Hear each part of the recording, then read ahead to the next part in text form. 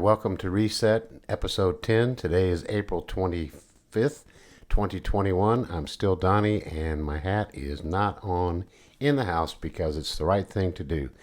Last time, I did my best to try and convey by my expression on my face and in my voice my excitement to be able to present this episode today.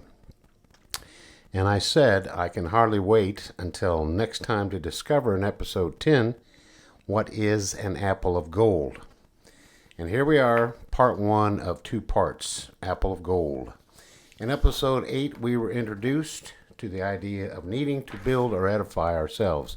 We are building something that has never been done before. It starts with a single brick, then another, and so on. Each brick is just as important as any other. We are all equal. One by one, we are building on a strong foundation. Each brick is mortared together. Row by row, we build. The first row must be able to support the weight of not only the bricks upon it, but also all the bricks. We need to be strong. We need to be about 50 million of us bricks. We must exercise our rights and our responsibility. We must be able to respond actually and morally because we are able. Episode 9 explained what a call to reset is, and it is for us, we the people, we the bricks, to reset our republic. We are not literally bricks. We are likened to or compared with bricks, and together as a pile of bricks, to build something, figuratively speaking. Figuratively speaking means figures of speech. A figure of speech is a legitimate grammatical usage of words that are truer to truth than a literal statement of fact. Figures of speech emphasize and magnify words. They give life to otherwise just plain words. The ancient Greeks cataloged 225 different figures of speech. Of these, 212 are found in the Bible, sometimes as many as 40 varieties under one figure. Those working on their doctorate degrees in English might know 40 of these. The rest of us may be 1 or 2 or a few. Figures of speech are mathematically accurate, scientifically precise. There's no guesswork, there's no opinions. It's all based upon rules. Like laws are made for the law-abiding, not for the law-breakers or the lawless. Follow the law and there is life, liberty, and the pursuit of happiness. Break the law and there's supposed to be consequences, and there will be, one way or another, sooner or later. If you have ever studied the Bible, have you ever asked what is most important or what is most important to God? People have tried to answer this by producing red-letter editions of the Bible. These are editions which are actually printed in red, which are words that are supposedly said by Jesus Christ. Well, those are opinions. There are many writers of the Bible, but according to the Bible, only one author, and the author is God. The following is what the Bible and its author, God, says about his word. Quote, "For thou, God, hast or have magnified your word above all thy name." How did God magnify his word? Above all his name, which represents all his works, past, present, and future. He emphasized and magnified and marked his word with those 212 figures of speech. If you do not believe in God, or you do not believe God, understanding figures of speech solves the problem of what is literal or figurative, and what is truth or apparent contradictions. That God is spirit, according to the Bible, is literal. That spirit has no form of comeliness is also literal. When such things as the arm of the Lord are seen in the Bible, they are figurative and not literal. That God said, "Thou shalt not kill," is literal. And that he does not kill or that he does not lie is also literal. But when in contrast to what he literally says or does, and the Bible attributes human characteristics to God, those are figures of speech that God marked in his word for what he wanted emphasized and magnified as important. Okay, so maybe you don't believe in God or believe God, but there are still 212 figures of speech cataloged by the Greeks, and there are still 212 of them used in the Bible. Can we just agree that reading the Bible to understand figures of speech, you just might be beneficial, or it might be beneficial to us personally? We should, because they are. Would you rather see a list, or would you rather read or hear about how these figures of speech were used? Would you or I rather know how apples of gold are used to understand its meaning? You could consider part 1 as an introduction to apple of gold, as if we are now engaged in mining for gold. Yep, we're miners. Mining for gold, a gold apple or an apple of gold, or gold apples. They don't really exist, or do they?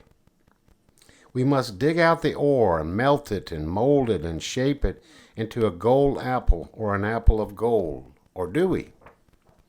We might want to take out our dusty covered Bibles and read along, or just get access to, or go buy a Bible.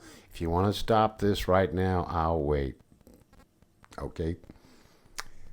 The Bible will again come in future episodes.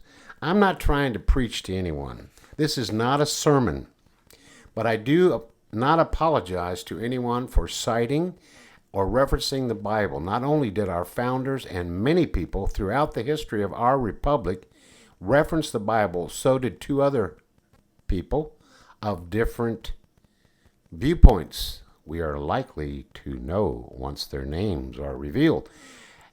As we will see in future episodes, whether these two men believed in God or believed God or not, they each were a student of the Bible. They studied it. And we will see this in particular in the year 1860, before our present government, de facto, became our current government, which has suspended or made inactive government de jure, or the pure law.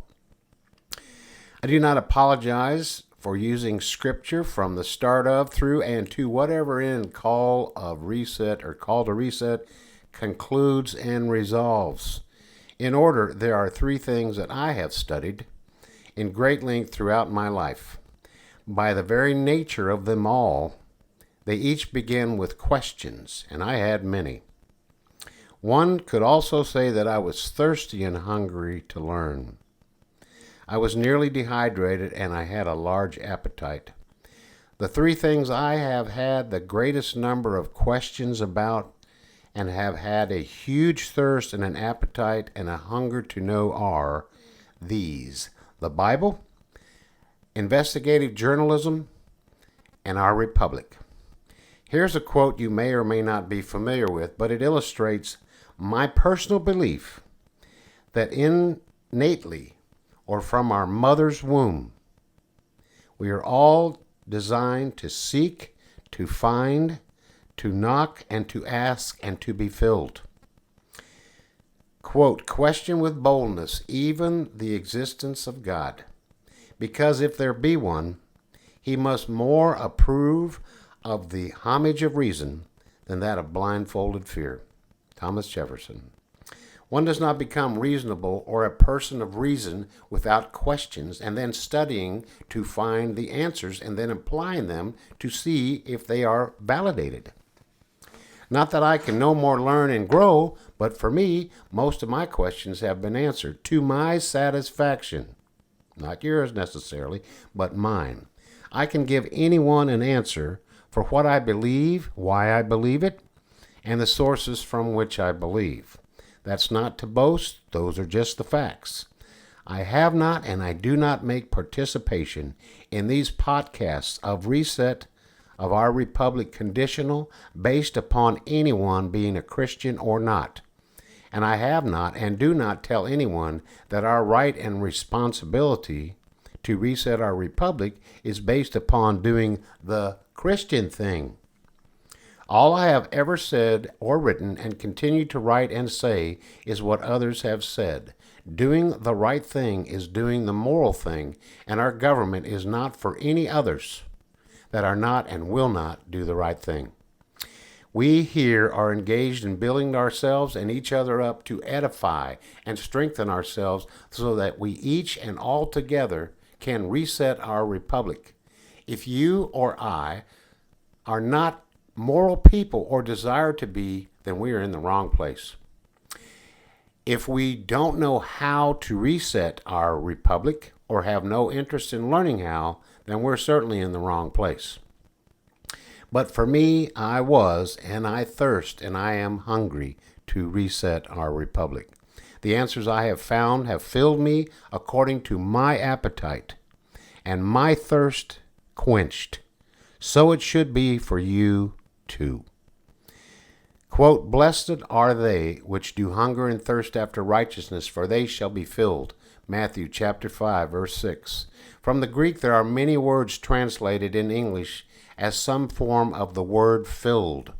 In Matthew 5:6, the word filled is a Greek word which only appears here and thus only once in the entire Bible, and that's pretty significant. It is the Greek word, according to Strong's Concordance of the Bible, kortasthesantai. My pronunciation may not be correct, but my knowledge of its meaning is certainly correct. Its meaning is filled according to one's appetite. It was, like I said, to me, a matter of being so thirsty and so hungry because I was so empty. Maybe my knowledge and skills, having studied the Bible for so many years and having had my questions answered to my satisfaction, having had on-the-job training as an investigative reporter, having the questions about did I change or did our republic change, and if it did, when, and then I searched for and found the answers, then maybe these each and all together made me fit for the task to participate in the reset of our republic. Questions which lead to answers come only by study. Having the knowledge is not enough. We can know how to reset the mortar or of our bricks and have all the right tools and materials, but we still need to do it. We still need to reset our republic. Perhaps my speaking and writing abilities are not up to the task, but I am confident of the sources I have found, and they are all publicly available to anyone to research for themselves. And those sources all show and prove we do have the right and the responsibility to reset our republic. So we have mined our gold ore. It has been heated, melted, and its impurities removed. It is pure gold and ready to be molded into a gold apple, an apple of gold. We each are an apple of gold, and together we are apples of gold. Now what? Open a Bible, King James Version, and take a look at Proverbs. Solomon wrote the book of Proverbs, but God is the author. Proverbs means wise sayings, and each is a short, pithy verse which illustrates spiritual truths, or if you'd rather use the word, principles. Note the King James Version of the Bible is used in Call to Reset for two reasons. Number one, so we're each on the same page, so to speak. Number two, King James was involved in our history back when there was a colony in Virginia. The first settlement of 13 colonies was Jamestown in 1607.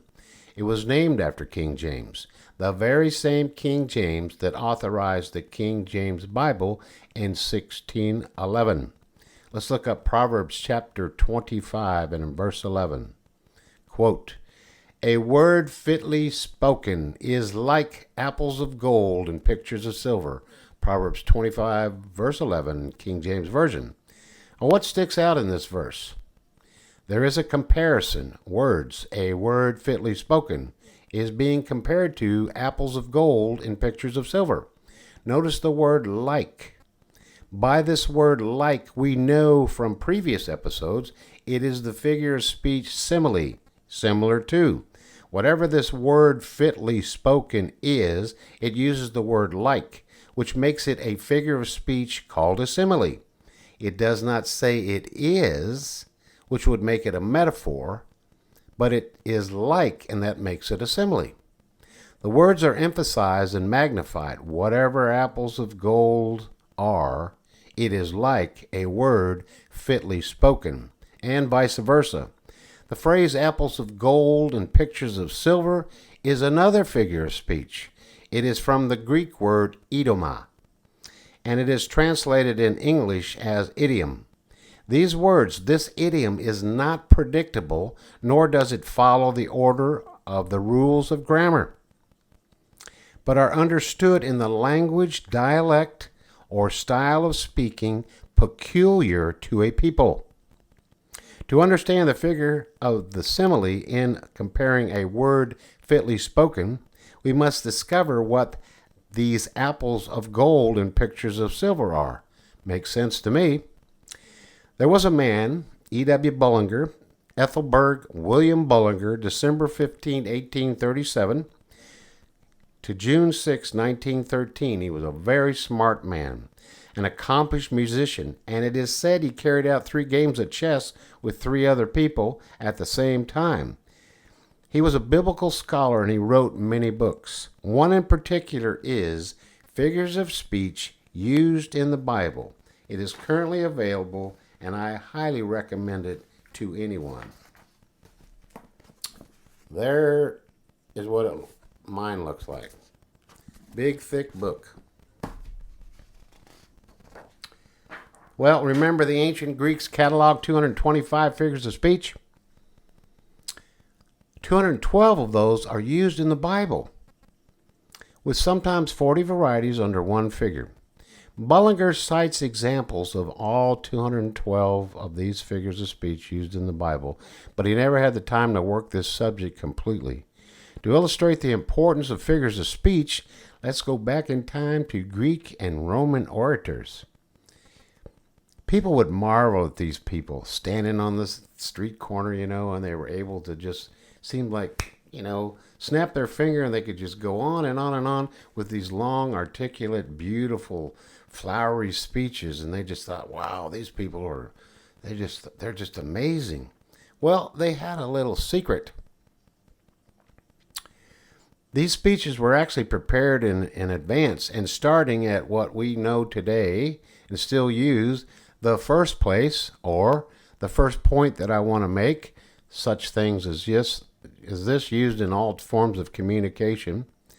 The first place in the Greek was called the loci, and it was the vestibule of their own home. So what they would do is they would walk to their own home in their mind, walk through their house. They would hang parts of their speeches and inanimate objects throughout their house. So when they opened their eyes, it looked like they were looking right at the people, and yet they were just walking through their own home that they had been into time after time, and they knew it like the back of their hand. And they just picked up these inanimate objects called their speech and were able to just quote them verbatim.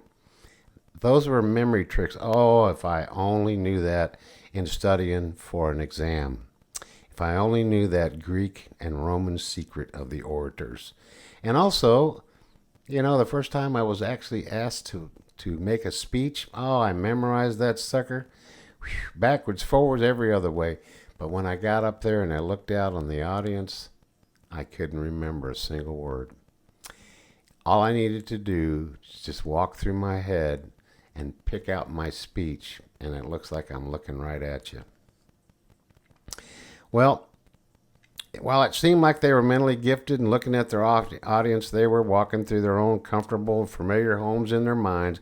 They just grabbed all that unfamiliar stuff along with the familiar stuff, their home, and placed it into their memories until they could be recalled at any moment.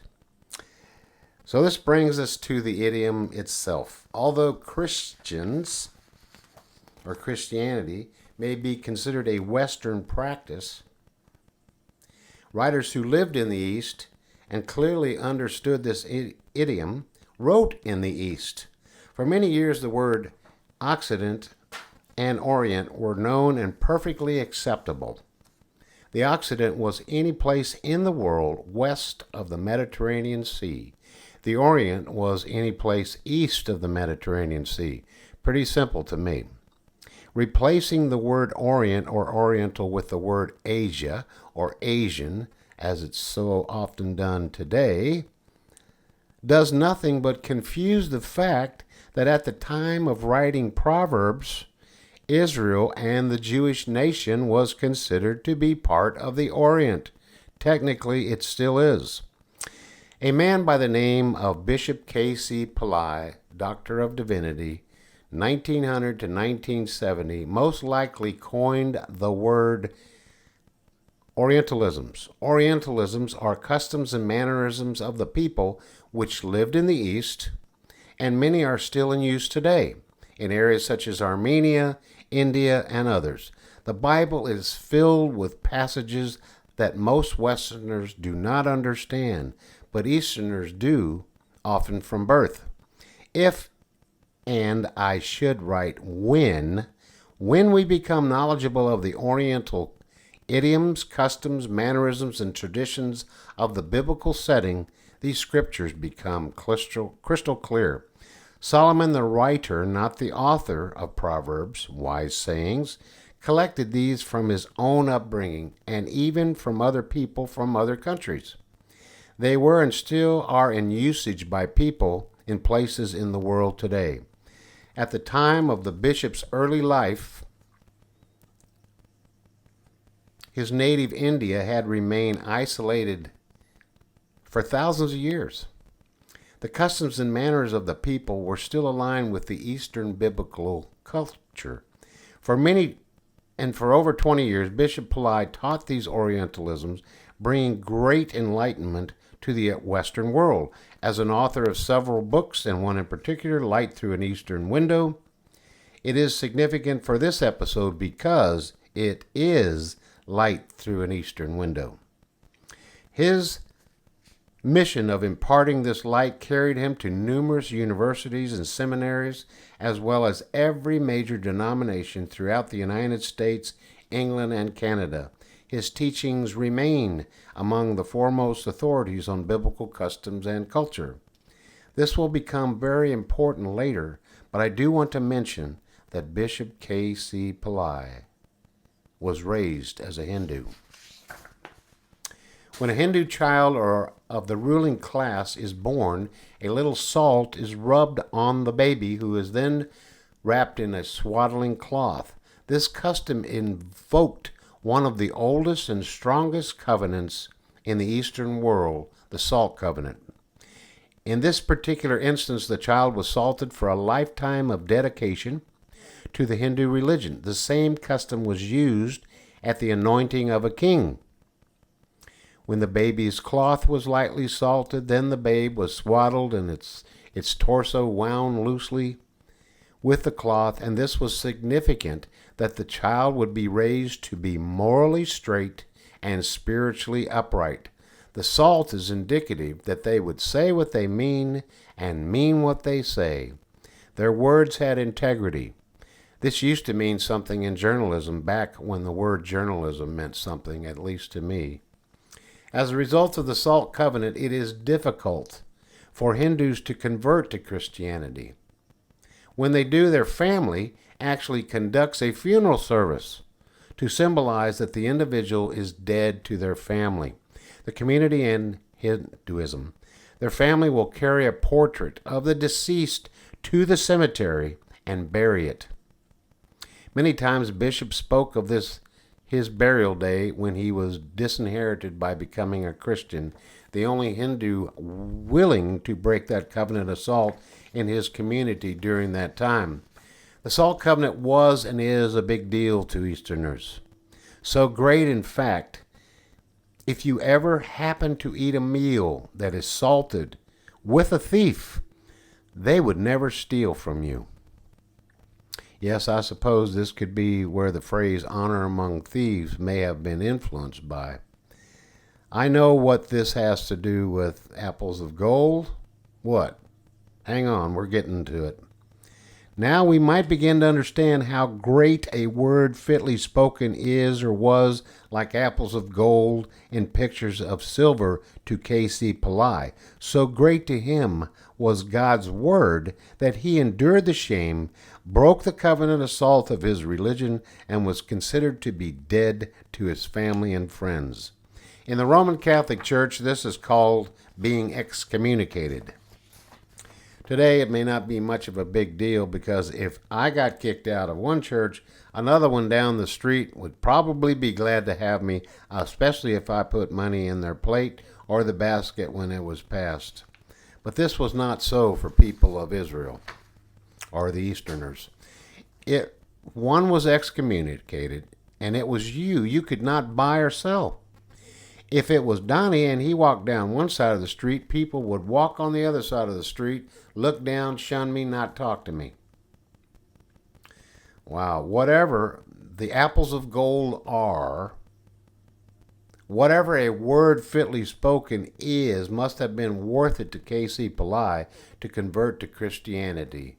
It was. They are. Wow, that's a great example of building ourselves up morally and honestly in this call to reset our republic, because that's what we need to do. The words written in the King James Version, a word fitly spoken, sure seems figurative. How do words, or does a word fit? How do we fit a word or words? The word word could be used for many words, plural, as it comparing it or them to apples, plural. But what is a word fit? That sounds like something that's a perfect fit of clothing we put on. It is the right word or the right words for the right person and the right time.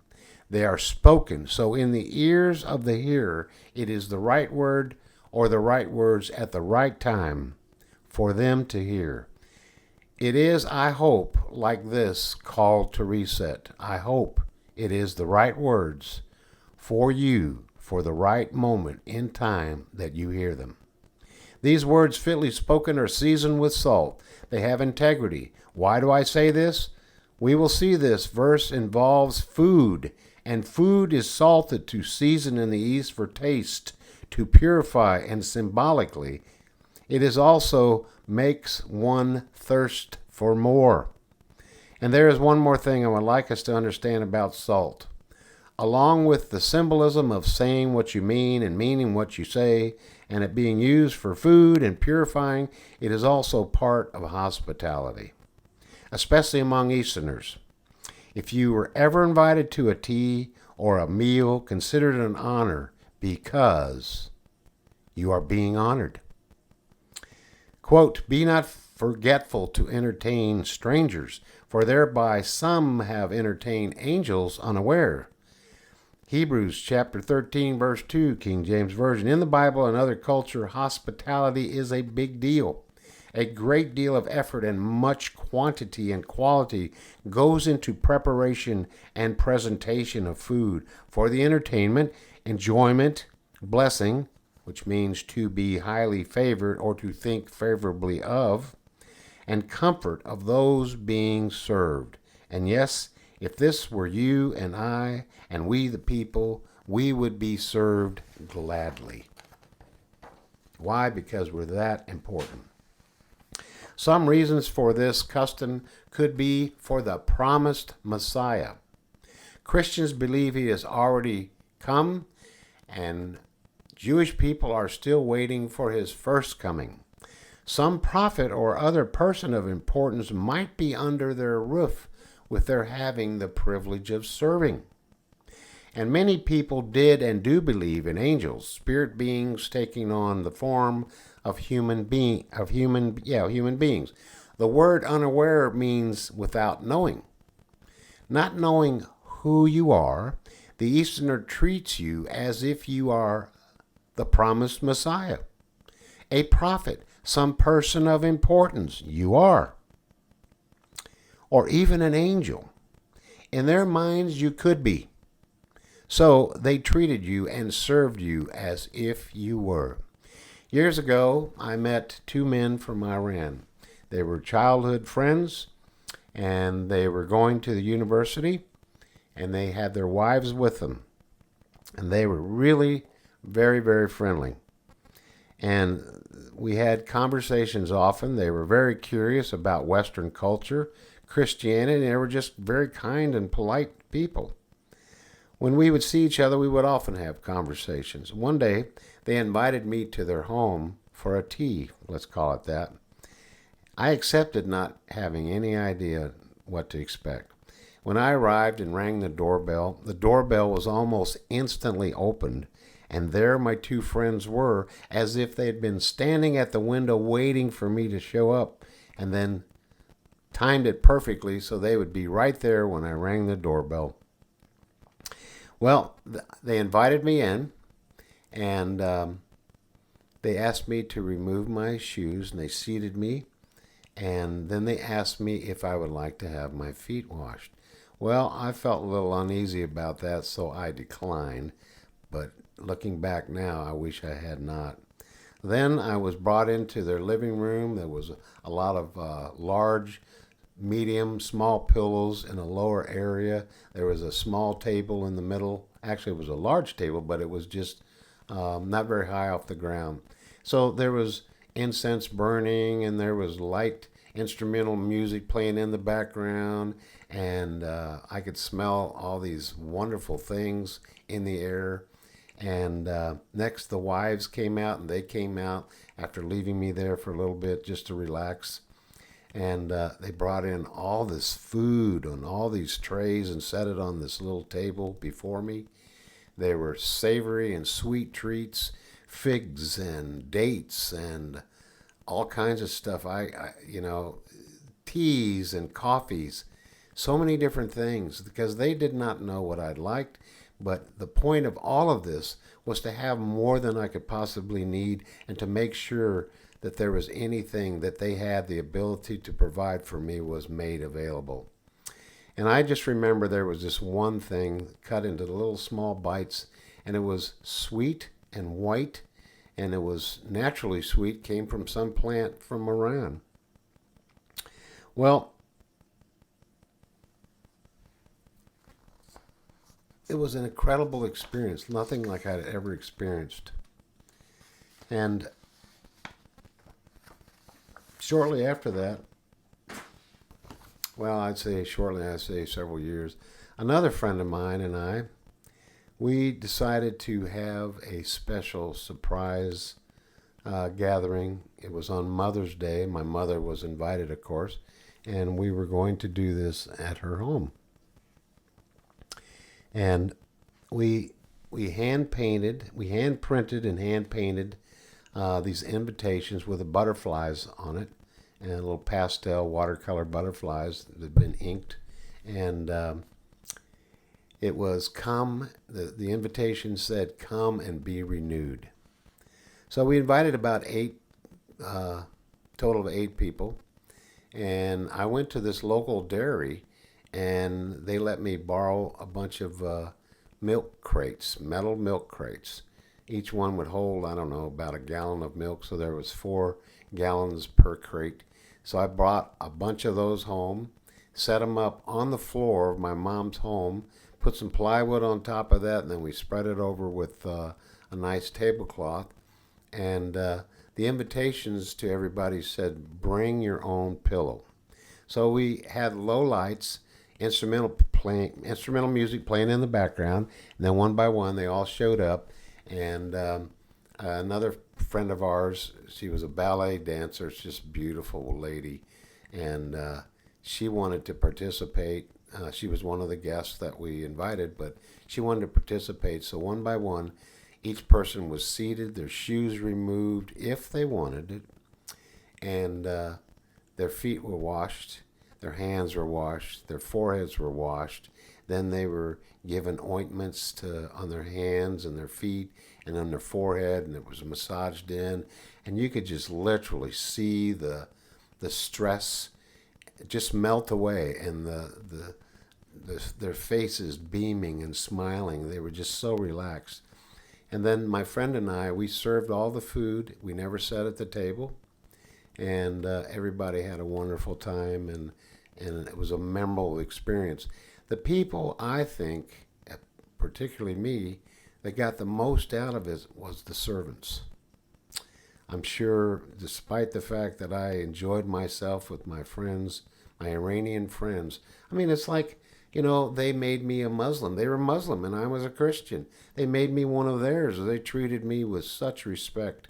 And that's the way we tried to do it. And, we had many different cultures going there. It was Polynesian, Eastern. We served Greek wine and a whole bunch of other different things. But we were just trying to make a memorable evening for my mother and our guests. Well,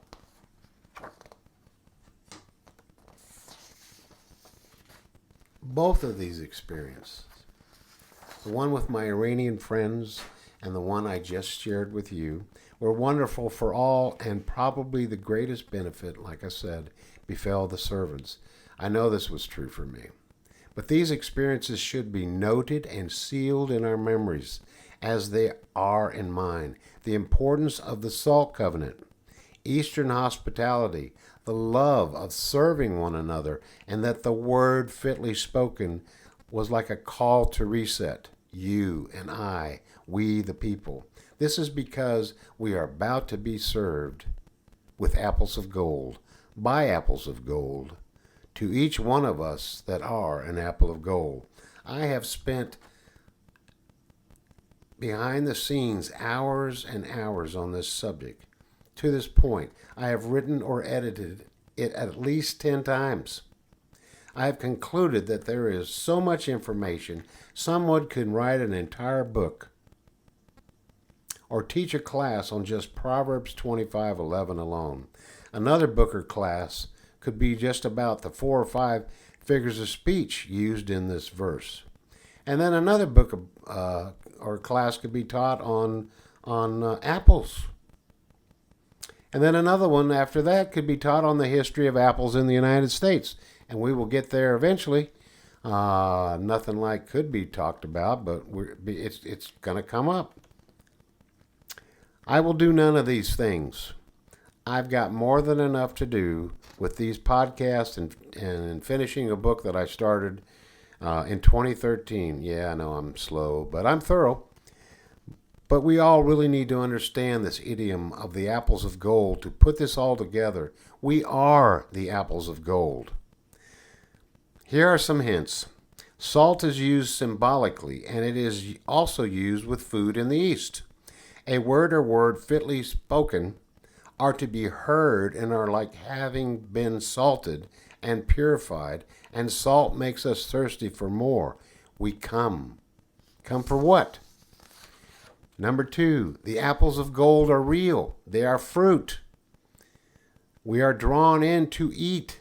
The pictures of silver are real. They are trays or baskets of silver used to hold the apples of gold. Silver purifies. These silver trays magnify and emphasize the apples of gold. Together we are apples of gold. It is because we each are an apple of gold. A letter from someone to someone else in 1860 used this exact same verse of Scripture. Call it a gold letter in a silver envelope. And trust me, you'll hear that again because that's what I'm naming an upcoming episode. Number 5, this letter and the response to it is what has inspired the cover art and the sequel to my first book, Reset, An Alien's Guide to Resetting Our Republic, and the title of the book that I am now writing, Apple of Gold and a Picture of Silver. And all together, these apples are like words fitly spoken. They are at the right time, the right moment for the right people. You and I, and we the people. And I'm saying it this one more time. I can hardly wait until next time to continue in episode 11, the idiom of Proverbs 25:11, and what you are, an apple of gold, part 2. Until we meet again, have a wonderful day.